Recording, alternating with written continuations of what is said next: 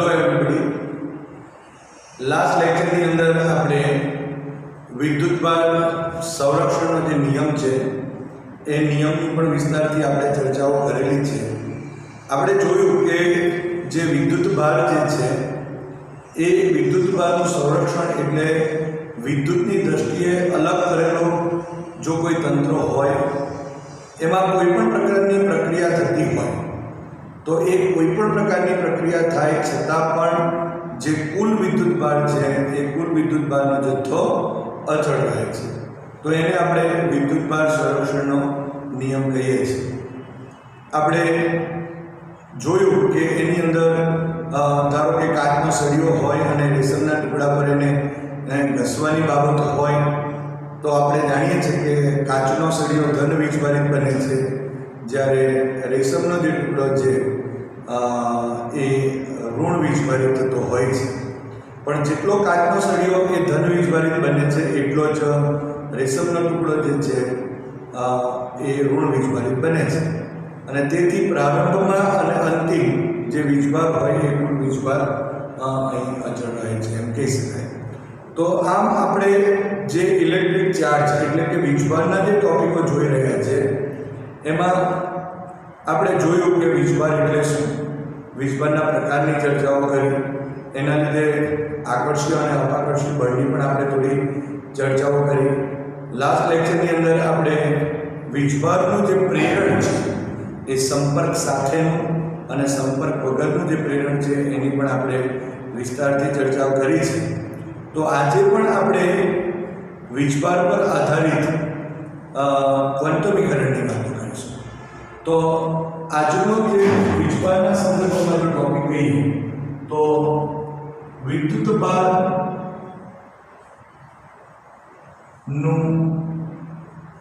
ક્વોન્ટમીકરણ।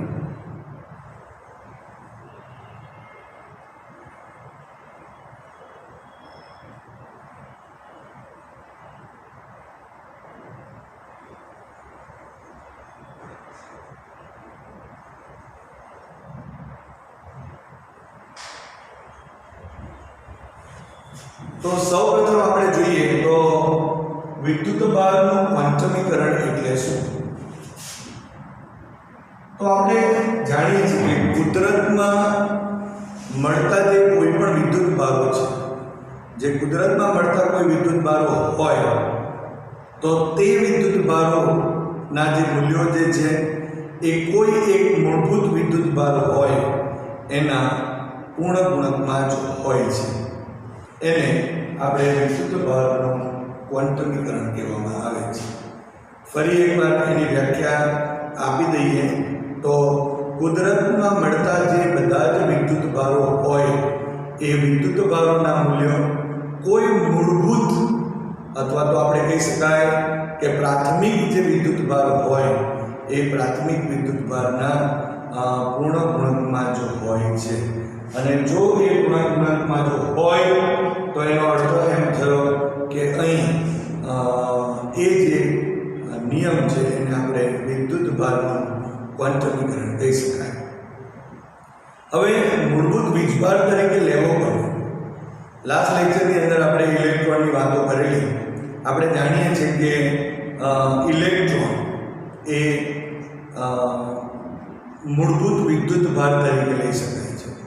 અને વિદ્યુતભારના ક્વોન્ટમીકરણનું મૂળ કારણમાં જો મૂળભૂત વિદ્યુતભાર તરીકે જો લઈએ તો ઇલેક્ટ્રોનનો વિદ્યુતભાર એટલા માટે, દાખલા તરીકે આપણે કાલે વાતો જે કરેલી કે કાચના સળિયાને રેશમના ટુકડા પર ઘસીએ છીએ અથવા તો ફર ઉપર આપણે પ્લાસ્ટિકનો સળિયો ઘસીએ છીએ તો આપણે જાણીએ છીએ કે જે આપલે થાય છે એ ઇલેક્ટ્રોનની થાય છે, ઇલેક્ટ્રોન મૂવ થાય છે, ઇલેક્ટ્રોનનું સ્થાનાંતર થાય છે।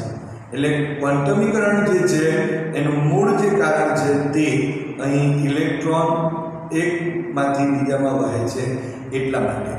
અને સાથે સાથે કેવું હોય તો એમ કહી શકાય કે જે મૂળભૂત વિદ્યુતભાર છે એ મૂળભૂત વિદ્યુતભાર તરીકે આપણે અહીં ઇલેક્ટ્રોન લઈએ છીએ।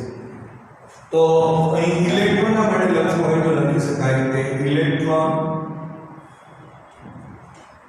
વિદ્યુતભાર નો વિદ્યુતભાર E is equal to 1.6 into 10⁻⁹ coulomb જેટલું હોય તો આને આપણે મૂળભૂત વિદ્યુતભાર તરીકે લઈએ છીએ.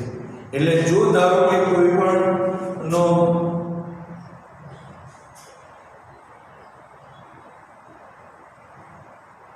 વિદ્યુતભારનું મૂલ્ય જો કહીએ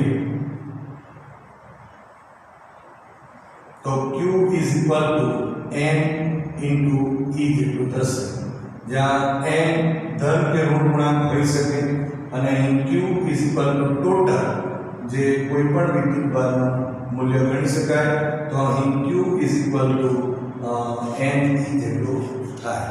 તો આમ આપણે અહીં જે વિદ્યુતભારનું જે ક્વોન્ટમીકરણ એક નાનો સરખો ટોપિક છે, પણ મૂળભૂતની વાતો કરીએ ત્યારે પણ મૂળભૂત વિદ્યુતભાર વિશે પણ આપણે જાણવું જોઈએ. તો મૂળભૂત વિદ્યુતભાર માટે ઇલેક્ટ્રોનનો વિદ્યુતભાર છે તો એનો એકમ આપણે જોઈ શકાય છે અહીં કુલમ છે. તો જો કુલમની વ્યાખ્યા આપણી હોય તો એના માટે આપણે સૌપ્રથમ વિદ્યુત પ્રવાહનું એક સૂત્ર લખીએ. Q ડિવાઇડેડ બાય T થશે, માટે અહીં Q is equal to IT જેટલું થશે. તો આના ઉપરથી પણ આપણે એક વ્યાખ્યા આપી શકાય. જો અહીં I is equal to જો 1 એમ્પિયર લઈએ એટલે જો 1 એમ્પિયર જેટલું છે અને સમય જે છે એ જો અહીં 1 સેકન્ડ જેટલો હશે બરાબર, તો Q is equal to 1 coulomb જેટલું થશે. એટલે જો વ્યાખ્યા આપણે લખવી હોય તો કુલમની વ્યાખ્યા શું હોઈ શકે? દાખલા તરીકે કુલમ માટે કેવું હોય તો એમ કહી શકાય કે કોઈ પણ જે વાહક છે એ કોઈ પણ વાહકમાંથી જ્યારે 1 એમ્પિયર જેટલો વિદ્યુત પ્રવાહ પસાર થતો હોય અને તે પણ 1 સેકન્ડમાં, એટલે કે 1 સેકન્ડમાં જે 1 એમ્પિયર જેટલો વિદ્યુત પ્રવાહ જો કોઈ વાહકમાંથી પસાર થતો હોય ત્યારે એ વાહકમાંથી પસાર થતો જે વિદ્યુતભારનો જથ્થો જે છે એ વિદ્યુતભારના જથ્થાને આપણે અહીં 1 કુલમ જેટલું કહીએ છીએ. એટલે ફરી એકવાર આપણે જો અહીં જો કુલમની વ્યાખ્યા આપી હોય તો કહી શકાય કે કોઈ પણ વાહકમાંથી 1 એમ્પિયરનો વિદ્યુત પ્રવાહ જો 1 સેકન્ડ માટે જો વહેતો હોય ત્યારે વાહકમાંથી પસાર થતો વિદ્યુતભારનો જથ્થો એ 1 કુલમ જેટલો કહી શકાય. તો અહીં આપણે 1 કુલમની વાતો તો આપણે વ્યાખ્યામાં લખી દીધી. ધારો કે મારે કેવું હોય કે -1 કુલમ એટલે કે ઋણ 1 કુલમ વિદ્યુતભાર છે, એટલે કે Q is equal to -1 coulomb જેટલો વિદ્યુતભાર છે. તો એમાં રહેલા ઇલેક્ટ્રોનની સંખ્યા કેટલી? તો બટ ઓબ્વિયસ છે કે અહીંયા જો આપણે કેવું હોય ઇલેક્ટ્રોનના વિદ્યુતભારની જ્યારે વાતો કરીએ તો અહીં લખી શકાય કે સૂત્ર Q is equal to વિદ્યુતભારના ક્વોન્ટમીકરણના નિયમ પરથી જો કહીએ તો Q is equal to Ne થશે, જ્યાં આપણને જો ઇલેક્ટ્રોનની સંખ્યા જોઈશે તો Q ડિવાઇડેડ બાય E જેટલી થાય. અત્યારે Q is equal to અહીં જો ધારો કે -1 કુલમ આપેલું હોય બરાબર, અને જો ધારો કે E is equal to આપણે 1.6 into 10⁻⁹ કુલમ લખી દઈએ. અહીંયા પણ જો ધારો કે આપણે ઇલેક્ટ્રોન છે માટે માઈનસ લખીએ તો તમે જોઈ શકો છો કે -1 divided by -1.6 into 10⁻⁹ કુલમ જેટલું આપણે લખી શકીએ. તો આ સંખ્યા જો લખવી હોય તો ગણતરી કરીએ આપણે. તો ગણતરીમાં 1 divided by 1.6 is equal to અહીં લખી શકાશે 0.6 માઈનસ અને આ માઈનસ તો પ્લસ થશે 6 to 5 into 10⁻⁻⁹ આ છેદમાં છે અંશમાં જશે એટલે +19 થયું. હજુ પણ આપણે આગળ વાત કરીએ તો n is equal to 6.25 into 10⁻⁹ જેટલા ઇલેક્ટ્રોન્સ હશે. એટલે જો ઇલેક્ટ્રોનની જો સંખ્યાની વાત કરીએ તો એમ કહી શકાય કે -1 1 કુલમ જેટલો જો વિદ્યુતભારનો જથ્થો હોય તો તેમાં ઇલેક્ટ્રોન જે છે એની સંખ્યા એ 6.25 into 10 અહીં 18 થશે, કારણ કે અહીં 0.8 દશાંશ ચિહ્ન એટલે અહીં 10 થશે 6.25 into 10 જેટલા ઇલેક્ટ્રોનની સંખ્યા થશે. તો આ રીતે આપણે અહીં જે ઇલેક્ટ્રોનની સંખ્યા છે તે પણ આપણે અહીં શોધી શકીએ છીએ. બીજી એક વાત આપણે જો અહીં નોંધી લઈએ કે આપણે અત્યારે જે ચર્ચા કરી કે કુદરતમાં મળતા કોઈ પણ જે વિદ્યુત ભાર છે એનું મૂલ્ય એ કોઈ મૂળભૂત વિદ્યુત ભારના પૂર્ણાંકમાં જ હોય. એટલે અત્યારે આપણે ઇલેક્ટ્રોનની વાતો કરી રહ્યા છીએ. ધારો કે આપણે એમ કહીએ કે અહીં જો ધારો કે કોઈ પદાર્થ જે છે એ પદાર્થની અંદર અહીં ધારો કે કોઈ પદાર્થમાં ઇલેક્ટ્રોનની સંખ્યા જો n1 અને પ્રોટોનની સંખ્યા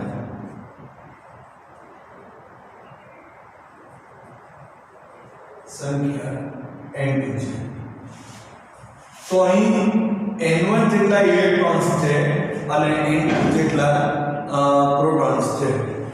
માટે જો આપણે કહીએ તો ઇલેક્ટ્રોન એટલે કે કુલ ઋણ વિદ્યુતભાર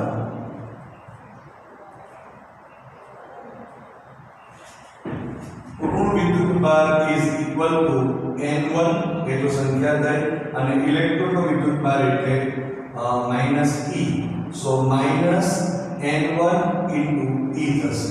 તમે અહીં જોઈ શકો છો કે અહીંયા આ પણ મૂળભૂત જે વિદ્યુતભાર છે એના પૂર્ણ ગુણકમાં જ છે. અને સાથે સાથે જો અહીં કુલ જો આપણે ધન વિદ્યુતભાર જો લઈશું તો ધન વિદ્યુતભાર is equal to ધારો કે n2 સંખ્યા n2 છે માટે into e is equal to અહીંયા n2e n2 એ આપણે લખ્યું છે આટલું n2 જેટલું થશે. તો કહેવાનો અર્થ એ છે કે અહીં આપણા પાસે કોઈ પદાર્થની અંદર ઇલેક્ટ્રોન n1 જેટલા છે અને એની પ્રોટોનની સંખ્યા n2 જેટલી છે. તો આ રીતે આપણે -n1e અને n2e લખીએ. પરંતુ જ્યારે એનો આપણે સરવાળો કરીએ કે પદાર્થમાં કુલ વિદ્યુતભાર કેટલો, આ ઋણ વિદ્યુતભાર છે, આ ધન વિદ્યુતભાર છે, હવે પદાર્થમાં કુલ વિદ્યુતભાર કેટલો અથવા તો એમાં જો આપણે એની બાદબાકી કરીએ, તફાવત લઈએ, વિદ્યુતભારનો સરવાળો અથવા તો વિદ્યુતભારની બાદબાકી જ્યારે કરીશું ત્યારે પણ આપણે અહીં જોઈ શકાશે કે એ જે વિદ્યુતભાર છે એ e-ના પૂર્ણ ગુણકમાં જ હોય છે.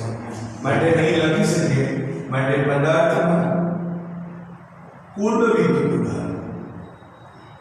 વિદ્યુતભાર ઇટ મીન્સ અહીં જો આપણે કહેવું હોય તો q is equal to અહીં ધારો કે લખીએ n2e minus n1e થશે. સો n2 માટે q is equal to n2 minus n1 into e થશે. તો અહીં તમે જોઈ શકો છો આ બી નંબર છે, આ નંબર જ છે, પણ અહીં e ના એ પૂર્ણાંકમાં છે એમ આપણે કહી શકાય. હવે વિદ્યુતભાર નો તફાવત જો તફાવત લઈ લઈએ તો એને આપણે q' નામ આપીશું is equal to n2e minus of -n1e છે. આ એક વિદ્યુતભાર છે, આ એક વિદ્યુતભાર છે અને આ જો વિદ્યુતભાર હોય તો બેનો તફાવત જો આપણે લઈએ તો આ રીતે આપણે લખી શકાય. સો n2e માઇનસ માઇનસ પ્લસ અને n1e થશે. સો અહીં n2 પ્લસ n1 અને જો કોમન e નીકળશે તો અહીં q ડેશ.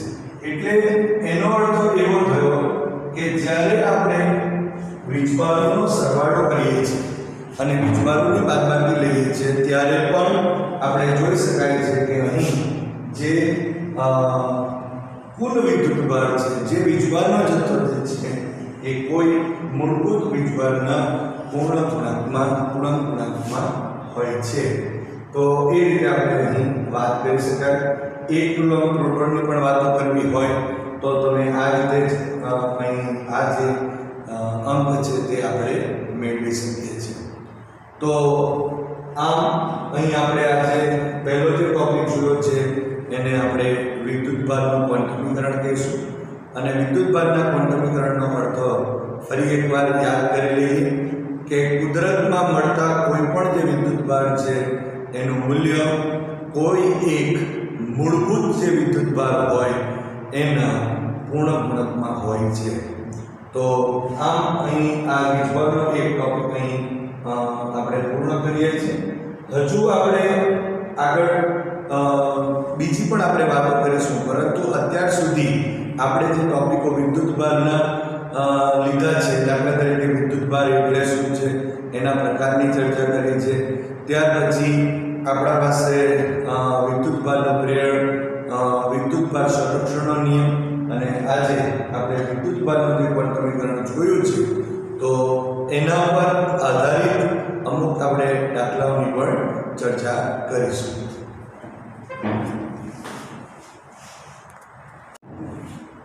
હવે આ જે વિદ્યુતભાર પર આધારિત જે થિયરીઓ જોઈ છે એના પર આધારિત આપણે હવે દાખલાઓની ચર્ચાઓ કરીએ. સૌપ્રથમ આપણે ઉદાહરણનો 1.1 દાખલો જોઈએ. એક ધાતુના ગોળાને સ્પર્શ્યા વિના તમે તેને કેવી રીતે ધન વીજભારિત કરી શકશો? તો અહીં આપણને જે દાખલો આપેલ છે એ વિદ્યુતભારનું પ્રેરણ પર આધારિત દાખલો છે. એટલે સૌપ્રથમ આપણે કોઈ એક ધાતુનો ગોળો લેવો પડશે અને આ જે ધાતુનો જે ગોળો છે એ ધાતુના ગોળાને આપણે ધન વીજભારિત કરવાનો છે. તો સૌપ્રથમ આપણે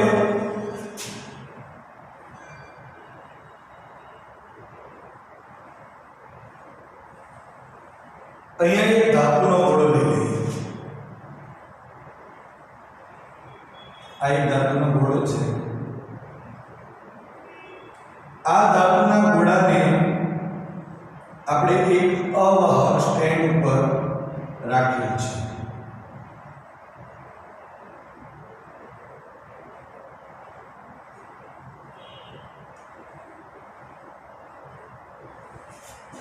આપણે જ્યારે બે ગોળાઓમાં વિદ્યુતભારનું જ્યારે પ્રેરણ જોયું ત્યારે સંપર્ક વગર આપણે પ્રેરણ જોયું છે. અને એ સંપર્ક વગરનું જે પ્રેરણ જ્યારે આપણે જોઈએ છે ત્યારે આ જે અવાહક સ્ટેન્ડ છે એ ખાસ કરીને અવાહક સ્ટેન્ડ ઉપર એ ધાતુના જે ગોળા છે એને રાખવામાં આવે. કારણ કે ધાતુના ગોળાને જો અવાહક સ્ટેન્ડ પર રાખીશું તો જ આપણે જે વીજભાર અહીંયા પ્રેરિત થશે તે સીધો અહીં પૃથ્વીની અંદર વહી જશે નહીં. જો આપણે પૃથ્વીના સંપર્કમાં જો અહીં આ ધાતુના ગોળાને રાખીએ તો આપણે જાણીએ છીએ કે ધાતુને આપણે વાહક પણ કહીએ છીએ અને જો વાહક હોય તો એ પૃથ્વીના સંપર્કમાં આવશે તો એ જે એના ઉપરનો વિદ્યુતભાર હોય તે વિદ્યુતભારને એ જમીનમાં વેવડાવી દેશે.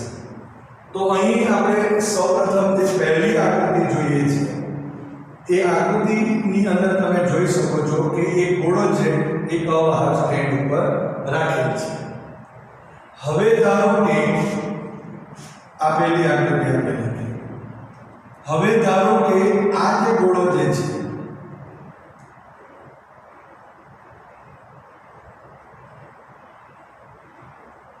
એ ગોળાને અહીં જો આપણે કહીએ તો એ ગોળાની નજીક એક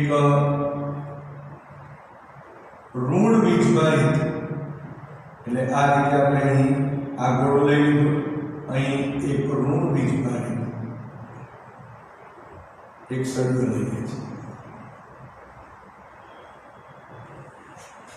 હવે આ જે સળિયો લીધેલો છે એનો મતલબ ઋણ વીજભારિત છે, તો આપણે એમ પણ કહી શકાય કે પ્લાસ્ટિકના સળિયાને ફરવા પર ઘસીએ છીએ અને એ જે સળિયો છે એ ઋણ વીજભારિત થાય છે, એ આ ધાતુની નજીક આપણે લઈ જઈએ છીએ, એ એના સંપર્કમાં નથી. તો શું થશે કે અહીં જે આ ધાતુમાંના જે મુક્ત ઇલેક્ટ્રોન્સ છે એ મુક્ત ઇલેક્ટ્રોન્સ હવે શું થશે, આ જે સળિયાના લીધે એના વચ્ચે અપાકર્ષણ બળ લાગશે અને એ અપાકર્ષણ બળને લીધે આ જે ધાતુના અંદર જે ઇલેક્ટ્રોન છે એ મુક્ત ઇલેક્ટ્રોન આ સળિયાથી દૂર તરફના ભાગમાં એટલે કે આ જમણી બાજુના ભાગમાં વિતરિત થશે. પરંતુ આપણે જાણીએ છીએ કે આ જે વિસ્તાર છે એ વિસ્તારમાંથી જો ઇલેક્ટ્રોન અહીંથી દૂર થયા છે, માટે અહીં આપણે કહી શકાય કે અહીં ધન વીજભાર ખુલ્લો થાય છે. તો જેટલો અહીં ઋણ વીજભાર દૂર થયો એટલો જ અહીં ધન વીજભાર ખુલ્લો થશે. એટલે સૌપ્રથમ આપણે એક ધાતુનો ગોળો સ્ટેન્ડ પર લીધો, ત્યારબાદ એ ધાતુના ગોળાની નજીક આપણે એક ઋણ વીજભારિત સળિયો લઈએ છીએ, કારણ કે આપણે આ જે ગોળો છે એ વીજભાર રહિત છે. આ વીજભાર રહિત ગોળા ઉપર આપણે ધન વીજભાર પ્રેરિત કરવાનો છે, માટે આ રીતે આપણે અહીં લઈએ છીએ. હવે ત્રીજી જે આકૃતિ હું દોરું છું એ ત્રીજી આકૃતિની અંદર તમે જોઈ શકશો કે હવે શું કરવામાં આવે કે આ જે ગોળો છે એ ગોળાને ધારો કે આ સળિયો તો અહીંયા જ આપણે રાખીશું, જે સળિયો છે એના ઉપરનો વીજભાર અહીં ઋણ વીજભાર છે અને અહીં પણ ધન વીજભાર આ રીતે રહેશે. પરંતુ શું થશે કે આ જે આપણા પાસે જે ગોળો છે જ્યાં ઋણ વિદ્યુત ભારો છે એ ઋણ વિદ્યુત ભાર વાળા જે ભાગ છે અને આપણે અવાહક સ્ટેન્ડ ઉપર સૌપ્રથમ મૂકી દઈએ આ રીતે. તો અહીંયા ઋણ જે વિદ્યુત ભાર વાળો ભાગ છે એને આપણે અહીં અર્થિંગ કરી દઈએ છીએ. આ રીતે આપણે અર્થિંગ બતાવી શકીએ. એટલે કે જમીન સાથેનો એનો સંપર્ક કરી દીધો અને જમીન સાથેનો સંપર્ક કરી દીધો એના લીધે શું થવાનું કે અહીં જેટલા બી ઇલેક્ટ્રોન્સ હશે એ જેટલા ઇલેક્ટ્રોન્સ છે એ આ જે અર્થિંગ દ્વારા, અર્થિંગ એટલે આ જે વાહક છે એ દ્વારા જમીનમાં વહી જશે અને જમીનમાં વહી જશે એટલું જ નહીં, પરંતુ આપણે અહીં એમ કહી શકાય કે આ જે ધન વીજભાર છે હજુ પણ આ ઋણ જે સળિયો છે તે તો અહીં નહીં છે, માટે આ જે ધન વીજભાર છે એ તો આ તરફ ડાબી તરફ જ રહેશે. કહેવાનો અર્થ એક જ છે કે જ્યારે આપણે અર્થિંગ આ રીતે અહીં કરીએ છીએ ત્યારે જે ઋણ વિદ્યુત ભાગ છે એ અહીં પૃથ્વીની અંદર વહી જશે અને આ જે ભાગ છે તે તટસ્થ થઈ જશે. એનો મતલબ એમ થયો, હવે જો આપણે ચોથી આકૃતિ જો આપણે દોરીએ છીએ એની અંદર આપણે એમ કહી શકાય કે હવે અર્થિંગને દૂર કરી દઈએ છીએ. હવે અર્થિંગને દૂર કરવાથી શું થશે, તો અર્થિંગને દૂર કરવાથી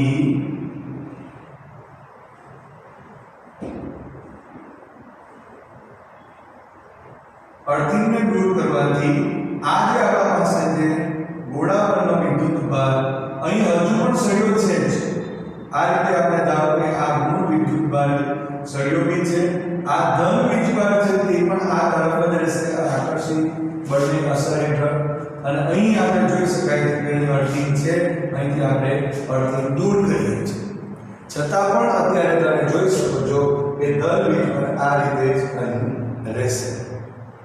એટલે હવે આપણે તો આ વીજભાર રહિત જે ધાતુનો ગોળો છે એને આપણે ધન વીજભારિત કરવાનો છે, પણ જો ધન વીજભારિત કરવું હોય તો હવે શું કરવાનું, તો આ જે સળિયો જે છે એ સળિયાને હવે દૂર કરી દઈશું. તો સળિયાને જ્યારે દૂર કરીશું ત્યારે આપણી પાસે જે આકૃતિ મળશે એ આ પ્રકારની હશે. એનો અર્થ એવો થાય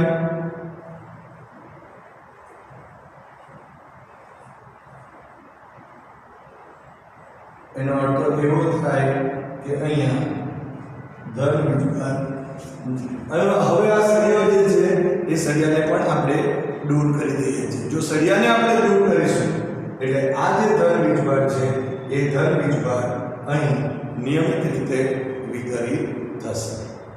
તો આ રીતે આપણે અહીં જે વીજભાર રહિત ગોળો હોય એ ગોળાને ધન વીજભારી આપણે કરી શકાય છે. તો ફરી એકવાર આખી જે પ્રક્રિયા જે છે એ પ્રક્રિયાને એકવાર જોઈ લઈએ. તો આપણે જો લખવું હોય તો આ રીતે લખી શકાય કે આકૃતિ 1 માં દર્શાવ્યા મુજબ એક અવાહક સ્ટેન્ડ ઉપર એક વીજભાર રહિત ધાતુના ગોળાને રાખવામાં આવે છે. હવે આ જે ધાતુના ગોળાની નજીક એક ઋણ વીજભારિત સળિયાને સંપર્ક વગર લાવવામાં આવે છે કે જેથી ધાતુની અંદરના જે મુક્ત ઇલેક્ટ્રોન છે એટલે કે અહીં જે ઇલેક્ટ્રોન છે એ આ સળિયાથી દૂરના ભાગમાં એટલે કે જમણી બાજુ આ તરફ દેખાય છે તે રીતે જમણી બાજુના ભાગમાં વિતરિત થશે. પરંતુ આ ભાગ વિસ્તારમાંથી જે ઇલેક્ટ્રોન આ તરફ દૂર થાય છે માટે અહીં ધન વીજભાર ખુલ્લો થશે. એક પરિસ્થિતિ આવશે અને આ સંતુલિત પરિસ્થિતિ જ્યારે આવશે ત્યાર પછી અહીં આ જે ઋણ વીજભાર અહીં જશે નહીં. હવે આકૃતિ નંબર 3 ની અંદર આપણે જોઈ શકીએ છીએ કે આ જે આપણા પાસે જે ગોળાની જે પરિસ્થિતિ હતી આ જે ઇલેક્ટ્રોન્સ હતા એ ઇલેક્ટ્રોનની સાઈડ આ તરફ આપણે અહીં એક અર્થિંગ કરી દઈએ છીએ. એક વાહક તારને પૃથ્વી સાથે જોડી દઈએ છીએ કે જેના પરિણામ સ્વરૂપ અહીંના જે ઇલેક્ટ્રોન્સ હતા બરાબર એ ઇલેક્ટ્રોન અહીં જમીનમાં વહી જશે અને એ જો જમીનમાં જો વહી જશે તો એના લીધે આ ગોળા ઉપર હવે માત્ર ને માત્ર જે ધન વીજભાર છે જે સળિયા તરફ છે એ જ રીતે રહેશે. હવે આકૃતિ 4 માં દર્શાવ્યા મુજબ આપણે કહી શકાય કે ગોળા ઉપર જે અહીં અર્થિંગ કરેલો હતો એ અર્થિંગને હવે દૂર કરીશું. હવે અર્થિંગને દૂર કર્યા બાદ પણ જે ધન વીજભાર જે રીતે વિતરિત હતો એ રીતે જ વિતરિત રહેશે અને અહીં સળિયો પણ સાથે સંપર્ક વગર રાખી દે છે. અને હવે જો ધારો કે આ જે આપણા પાસે ઋણ વીજભારિત જે સળિયો છે એને જો આપણે દૂર કરીએ તો આ ગોળા ઉપરનો જે ધન વીજભાર અહીં વિતરિત હતો એ અહીંયા આકૃતિ 5 માં દર્શાવ્યા મુજબ જો આપણે કહીએ તો ગોળા ઉપર સમાન રીતે નિયમિત રીતે વિતરિત થશે. આમ આપણે સંપર્ક વગર એક ધાતુના વીજભાર રહિત ગોળાને ધન વીજભારી કરી શકાય છે. હવે ઉદાહરણ નંબર 1.2 ની આપણે ચર્ચાઓ કરીએ. એક પદાર્થમાંથી બીજા પદાર્થમાં દર સેકન્ડે 10⁹ ઇલેક્ટ્રોન જતા હોય તો બીજા પદાર્થ પર કુલ 1 કુલમ વિદ્યુતભાર થવા માટે કેટલો સમય લાગશે? તો અહીં એક પદાર્થ ઉપરથી બીજા પદાર્થ ઉપર જે ઇલેક્ટ્રોન છે એ ઇલેક્ટ્રોન 1 સેકન્ડની અંદર જો આપણે કહીએ તો 10⁹ જેટલા ઇલેક્ટ્રોન જતા હોય છે. એટલે જો આપણે કહીએ તો અહીં લખી શકાય કે 1 સેકન્ડમાં એક પદાર્થમાંથી બીજા પદાર્થમાં જતા ઇલેક્ટ્રોનની સંખ્યા = 10⁹ માટે 1 સેકન્ડમાં એક પદાર્થમાંથી બીજા પદાર્થમાં જતો વિદ્યુતભાર તો આપણે લખી શકીશું અહીં is equal to 10⁹ into 1.10 into 10 raised to minus 19 coulomb જેટલું થશે. સો અહીં લખી શકાય છે 1.6 into 10 raised to અહીં minus 10 કુલમ જેટલું થશે. તો અહીં કહી શકાય કે 1 સેકન્ડમાં એક પદાર્થમાંથી બીજા પદાર્થમાં જતો જે વિદ્યુતભાર જે છે એ વિદ્યુતભારનો જથ્થો જો આપણે કહીએ તો એ વિદ્યુતભારનો જથ્થો 1.6 into 10 raised to minus 10 coulomb જેટલો છે. હવે સવાલ આપણને એમ છે કે કુલ 1 કુલમ વિદ્યુતભાર જવા માટે કેટલો સમય લાગશે? તો અહીં તમે જોઈ શકો છો કે આટલો વિદ્યુતભાર જ્યારે હશે 1.6 into 10 raised to minus 10 coulomb જેટલો વિદ્યુતભાર હોય ત્યારે તેને લાગતો જે સમય છે તે 1 સેકન્ડ જેટલો છે. માટે આપણે તો 1 કુલમ માટે શોધવાનું છે. માટે આપણે લખી શકીએ કે 1.6 into 10 raised to minus 10 coulomb જેટલા વિદ્યુતભારને એક પદાર્થમાંથી બીજા પદાર્થમાં જતા લાગતો સમય is equal to 1 સેકન્ડ છે.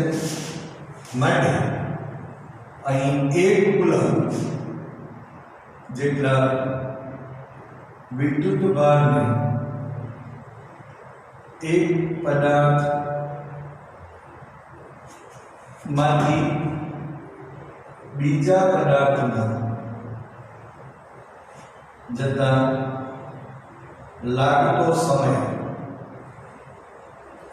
સમય એને આપણે t લખી દઈએ તો t is equal to અહીં 1 into 1 divided by so 1 by 1.6 into 10 raised to અહીં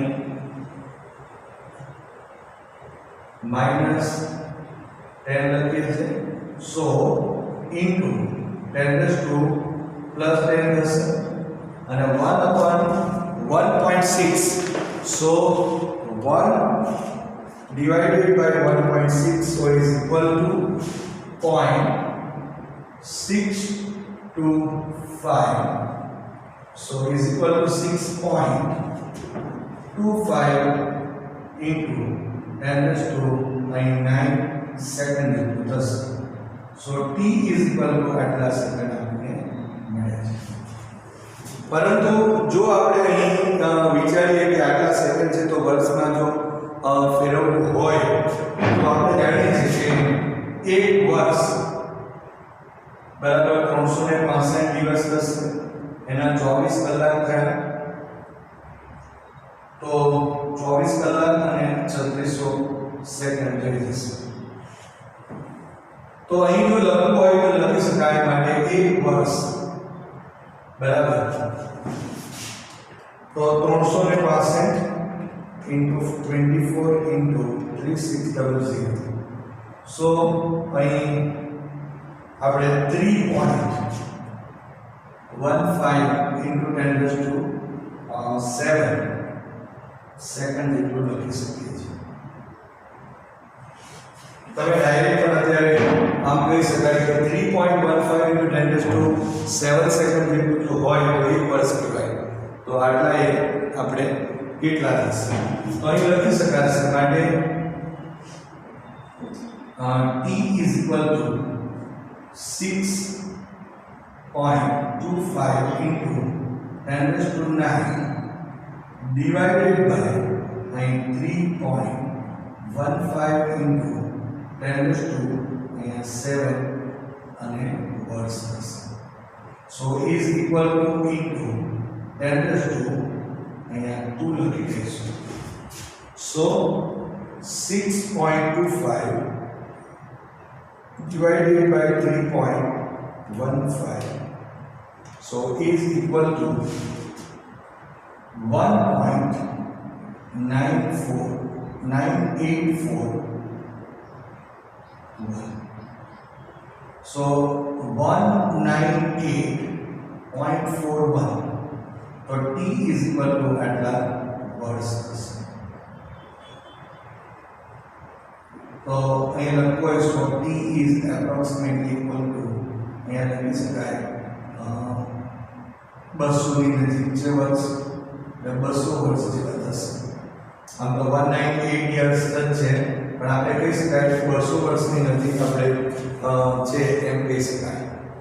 તો 1 કુલમ જેટલો જો વિદ્યુતભારને આ રીતે જો 1 સેકન્ડમાં 10⁹ જેટલા જો વિદ્યુતભાર જો ટ્રાન્સફર થતા હોય એક ઇલેક્ટ્રોન આટલા ઇલેક્ટ્રોન એક પદાર્થમાંથી જો બીજા પદાર્થમાં જતા હોય તો ત્યારે આપણે કહી શકાય કે t is equal to 198.41 વર્ષ જેટલા લાગે.